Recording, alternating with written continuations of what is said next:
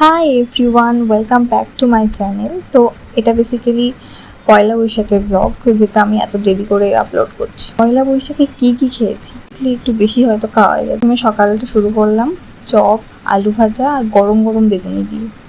দেন বাঙালির রিচুয়াল বলে কথা, নিম হলুদ তো অ্যাভয়েড করাই যাবে না। নিম হলুদ মেখে স্নান করে নিলাম। ছিল ভাত, শাক ভাজা, আলু ভাজা, মাছ ভাজা আর ওই মাছের ঝোল।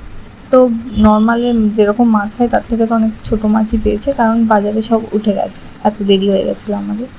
আর মাংস কেউ খায় না আমি ছাড়া, তো মাংসটা অ্যাভয়েড করেছিলাম ওই দিন।